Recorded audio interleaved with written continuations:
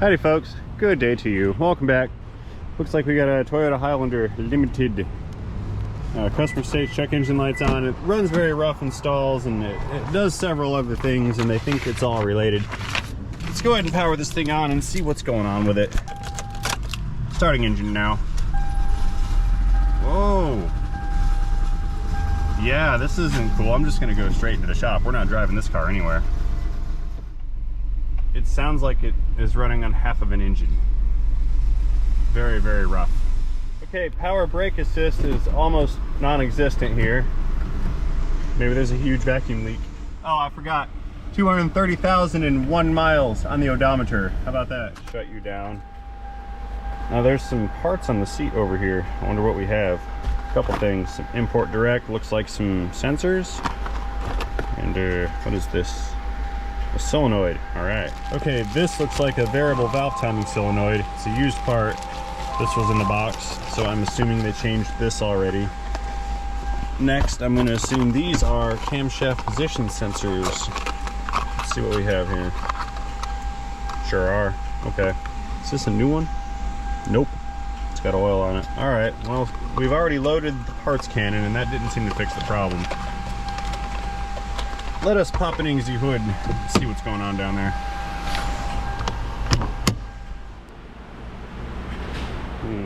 Okay, I see a new solenoid right there, and I see a new sensor there.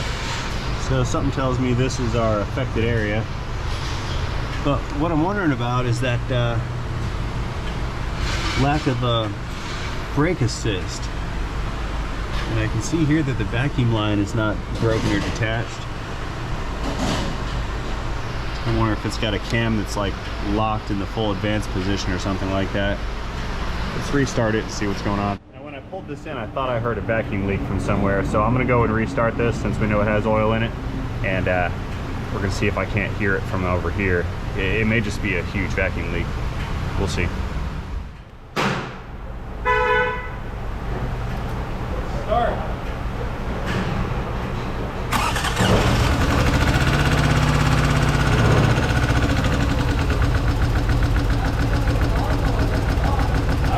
I think they blew it up. Something is very unhappy over here. Yeah, I definitely hear something odd going on here. This is not right. I can't tell if it's metallic or if it's some kind of exhaust leak. This is a very odd sound to me. So what are we doing? Alright, let us check the ECM for some trouble codes. That's gonna at least maybe tell us what cylinder is affected here, and it can help to start to narrow things down. Scan tool, power, oh, that's the problem right there. Whoa! Tracking device gravity. Yeah. Maybe it's one of those Bluetooth things that sends you your codes to your car, or to your phone. Ooh, it's hot in here. Windows down. You know, I feel like I know this Toyota for some reason. Like I've been here before. Toyota Highlander. Auto ID, thank you. It's attempting to identify the ECU. 2005 Highlander, 3.3 liter. Identification successful. Engine. It's going on 400 different codes. Watch this. Come on. Maybe I don't know this Highlander. I tend to remember things like that. I'm talking to myself. Multiple misfires, cam sensor A, circuit, ignition coil D, primary circuit. That doesn't help. This doesn't help at all. Okay. Okay, so we had that cam sensor A circuit code, or sensor 2 circuit code, stored in the ECM. Had something to do with bank 2. So I'm gonna just pop these plugs out, and I think I'll just toss a compression gauge on this. I'm a little curious to see if it's lost compression on this one bank, because it feels and sounds like it's half of an engine. Oh, you know what? Actually, I can prove that some. Watch this. Okay, engine running, we're all good, right? If I disconnect coils, you can see it does not care. Come here. I don't hear that one firing either. And I think I can also demonstrate that these coils will fire. You can probably hear the spark. Listen here. So these are trying to fire.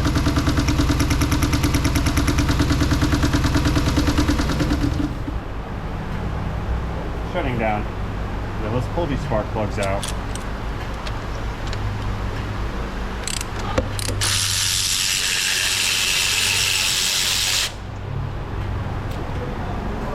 Whoa, those are super fuel soaked.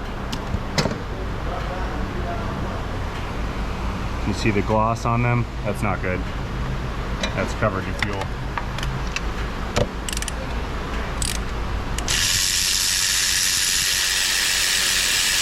It tells me the injectors are firing. Another one. There's actually liquid fuel here.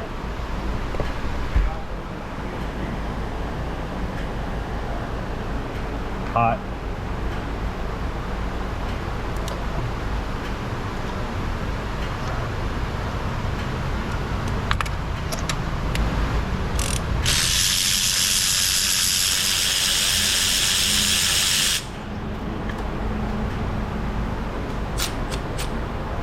Yeah, same on this one. There's fuel. Not as much, but there is fuel on it regardless. Alrighty, it is compression checking time. Let's see what we got. So we're gonna need one adapter and the gauge. We're looking for a minimum of 90 psi needed for combustion. Let's see. So we're just gonna thread this into spark plug holes, go inside and crank the engine for 3 seconds. And then we'll come back out and check the gauge. But not you guys. You guys are gonna stay here and watch this gauge. Like I said, we're looking for a minimum of 90 psi just for combustion to even be able to occur. But ideally we wanna see like 150 to 180. Now I need to disable the fuel injectors and the remaining ignition coils out back because I don't want this thing to start while I'm trying to check it. So we're gonna pull the ECM fuses out or the fuel injector relay. What do we got here? EFI number 1 and ECUB. We can pull those out. 20 amp and 7.5 amp. So I think we're looking for, here's our 20 and 7.5. That should keep the engine from starting. Okay, you guys hang out right here and watch that gauge for me.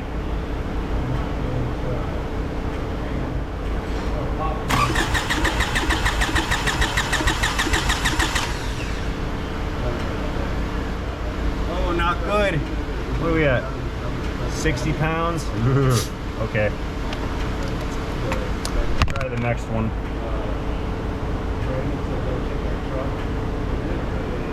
I wonder what happened here.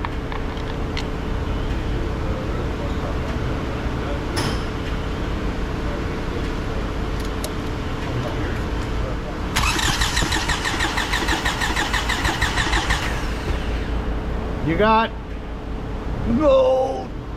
10. All right, 10 pounds. Is that the cylinder that was misfired? All three, the whole bank.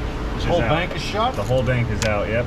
It's got a code in there for cam position B, bank 2 or something like that. Maybe it slipped the chain? It lost the belt. Oh, it could have lost the belt? I bet it lost the belt. I just did one of these. I know, a couple days ago. Either lost the belt or, I mean, I don't know. Yeah, I don't know. Or the timing went off.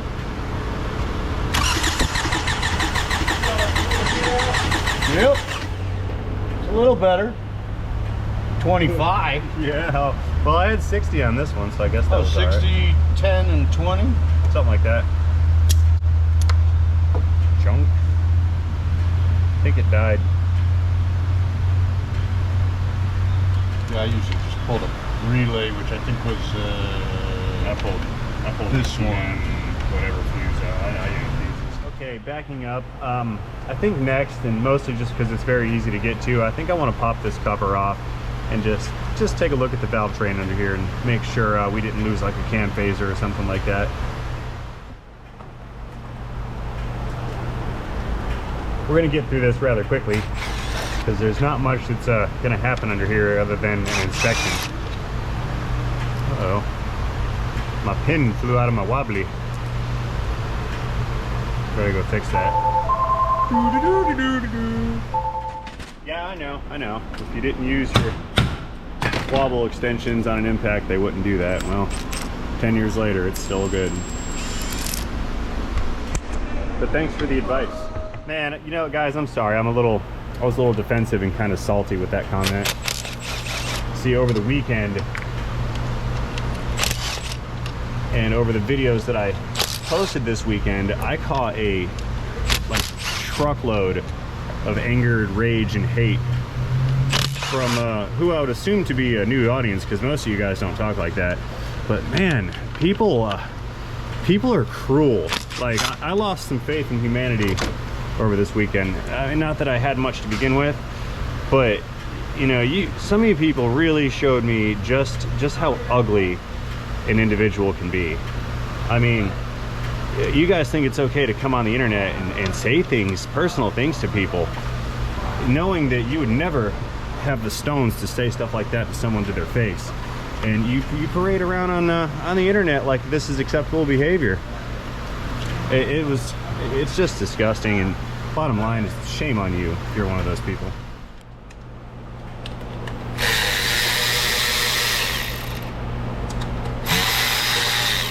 Well, that didn't work. Now, don't get me wrong, I'm all for like criticism, and especially constructive criticism. That's how we grow. But some of you folks are just nasty in like the worst ways. Like this bolt right here.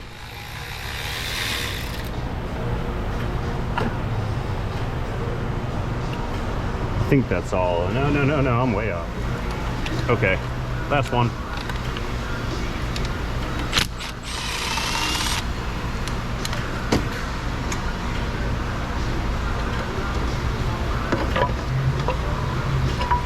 Hey, what do we got here?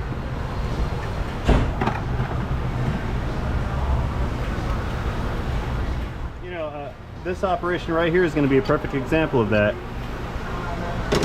Yeah, I can probably figure out what to do without taking this apart. And there's going to be some jackwagon that shows up and it rips me a new one because I took it apart when I should have pulled the timing cover off first and looked at the chain. I should have done that first, but instead I pulled the valve cover off, and that's not the procedure, and blah blah blah. And you really have no idea what you're talking about because you're not in this situation. You're watching on TV and on your phone. This is a highly edited production made out of real life footage and commentary, and most of y'all can't understand that, and it's ugly, like I said. Kind of like what I just found right here. This is ugly. You know, normally I would edit out stuff like this, my unrelated commentary, or something that might be considered slightly controversial, tad divisive. Normally I would just take that away. But I think I'm going to leave that in this time. You guys earned it. I guess what I'm saying is, bottom line, it's a free country, and if you don't like what happens around here, you know, go watch Scotty Kilmore or something. I mean, I don't care what you do, just don't come around here acting like that. You know, we're not here for that. We're here for this broken camshaft. You guys see it yet? Look at that. It broke a cam. I knew it. It was running on half of an engine. So what was going on here is the injectors were still injecting fuel. That's why these spark plug holes here and pistons are loaded up with gasoline. That's why they're soaked. It was still spraying fuel, but it couldn't ignite the fuel because there was no compression, and there was no compression because the valves were not running So I have no idea how this camshaft broke. Like, this is new to me. But this is not good. This is not good at all. I see a lot of torn up metal right here under this cap. I'm going to pull this off next. Again, I'm going farther than I probably have to, but this is what I do. And you know, don't get me wrong about my little monologue. I understand, you know, haters gonna hate. If you're doing something good, there's always gonna be somebody that wants to come along and crap on it. And that's fine. You know, that's just the way of things, and that doesn't bother me at all. But what does bother me is just how brutal some people can be with their words. Take a look at that. See all the metal on this face right here? That is all camshaft material. This thing tried to weld itself together. What gets me though is what broke the cam. You know, I'm wondering, see, there's a valve right, come here. There's a valve right underneath of this lobe here, and it is pushing that cam lobe upwards. I'm wondering if this thing jumped time and the piston came up and smacked that valve, sent it up into the camshaft and snapped the camshaft off. Let's pull off one more cap. That was kind of tight. No. Here, we'll just do a non-wobbly socket.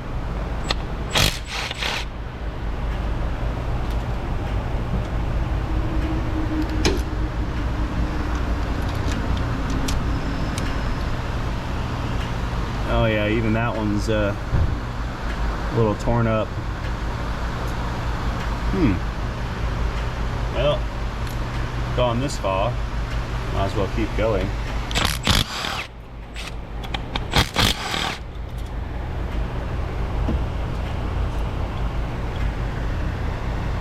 That one's looking good. Okay. I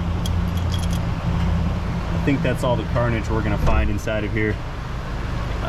Has anyone ever seen this happen before? I've never seen one of these engines break a cam.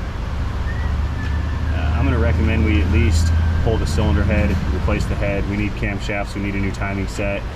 I know I'm gonna find something else that's destroyed on this somewhere, somehow, some way. That being said, I do believe my recommendation is going to exceed the value of the vehicle. So I speculate we're not gonna be fixing this thing. We might be. I'd be surprised to learn sometimes that happens, but this thing's pretty far gone at this point, I think. Other option is going to be to just replace the engine with a salvage unit, also doable. We don't need this off anymore.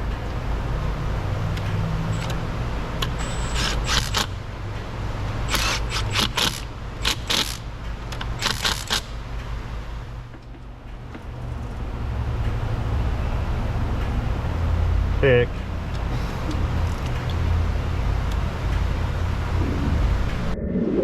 Okay. Things have taken a turn, so to speak, in a direction I did not foresee. The owner of this truck, again, phone. The owner of this truck would like to know why this happened. What we're going to do is pull these covers off and inspect the timing belt, which my fellow says was replaced not long ago, but if that sticker is accurate, that's 9 years ago. Anyway, we want to see the condition of the belt, so I'm going to go ahead and keep pulling this thing down until we find what actually caused this camshaft to break off. It could be something, it could just be that the camshaft broke, and that's just, it is what it is. Odd noises. But that's what I'm going to find out. Okay, the motor mount has to go. I'm going to go ahead and pull this power steering bracket off, power steering fluid reservoir bracket off. Then we'll pull the mount out, and that should give me enough access to pull the covers off the cams.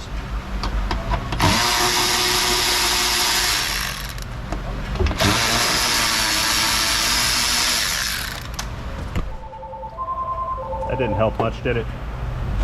Well, maybe enough to get this bolt out. Yeah, that's what I really needed. There.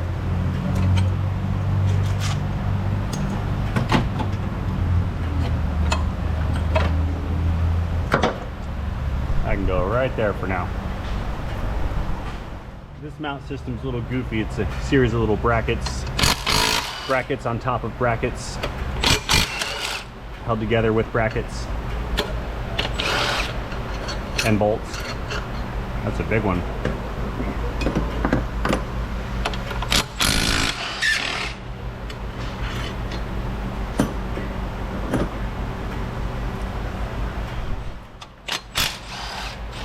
There. That one's down in those hard to reach places.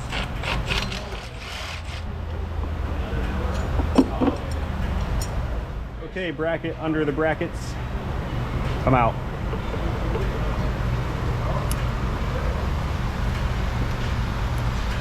Come on. Got it. That little pin is what was hanging us up. You know, I recognize this engine now. I mentioned it before, but I recall having put valve covers and spark plugs in this, or valve cover gaskets and spark plugs.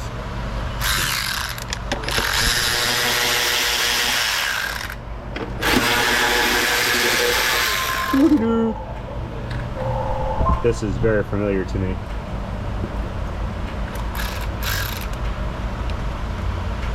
Okay, I know there's more bolts than that. Where's the other ones? And there's not one. Yeah, there's one.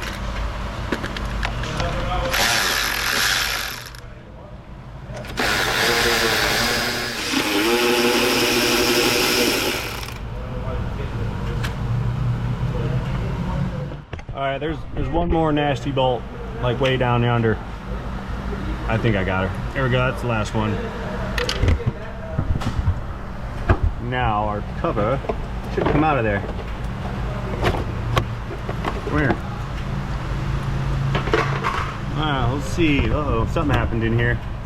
Okay, well, the belt's in really poor shape. It's running off of the pulley because this pulley is actually running at an angle. It's pointed kind of downward, and so the tension on the belt is trying to make it walk off and come off of the of that actual pulley there. Oh, there it goes. Yeah, it fell out. I ruined it. Okay. Kind of didn't want to do that, but it is what it is. Question is, can I put it back? Nope. Yeah, maybe with two hands.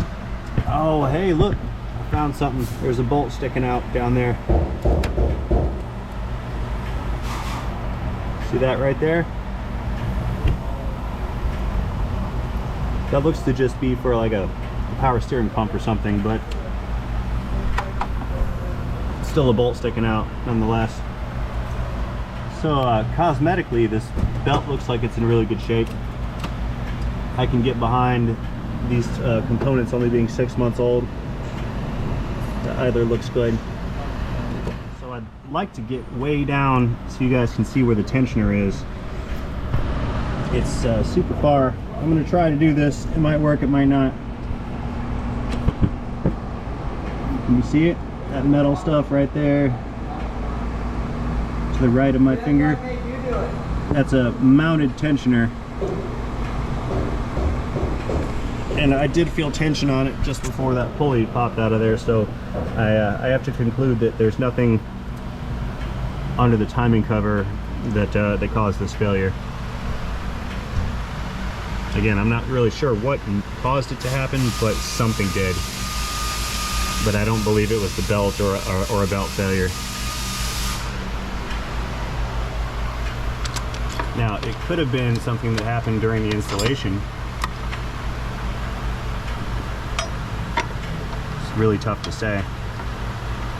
Maybe it developed a crack right here while that was being torqued at some point, but I don't even know why this would have been removed.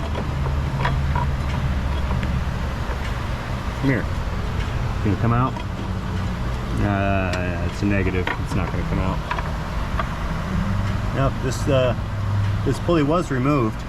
I see witness marks on the bolt. Yeah, it looks like perhaps somebody put a fresh seal in it or something like that. Yeah, it could have been over torqued. Very, very tough to say. You know what? Since this cylinder head and this camshaft is junk as it is, let's try to pull it out, and maybe I can gain some visual access to the top of the valve over there. We can at least check to see if the valve fell out of it, or if the retainer broke. Couldn't hurt, it's already junk.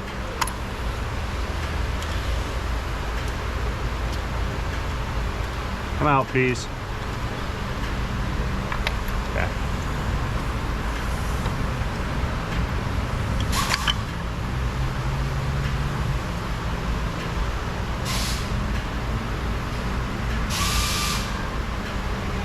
It's a pretty clean brake.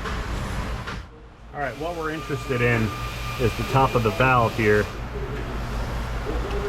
There's the cup, and it looks like the valve is still there, so it didn't fall out. It may have had an impact with the piston. It's super hard to tell. All right, that's about as far as we can go. We determined that it was not the fault of the installer who put this belt in, so I've really got no conclusive evidence on what actually caused it. But either way, none of this is going to happen today, so I'm going to go ahead and close this video out right about now. As always, thank you guys for watching. I hope you enjoyed this video. If you did enjoy this video, please let me know about that by tapping that like button down below, and drop me a comment or two while you're down there. If you didn't like this video, or if you just don't like me, I don't care. I don't like you either. So, again, as always, thank you guys for watching, and most importantly, have yourselves a great day. See you guys later.